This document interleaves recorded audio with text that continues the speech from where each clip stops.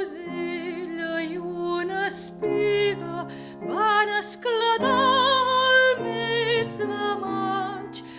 La mateixa ombra les abriga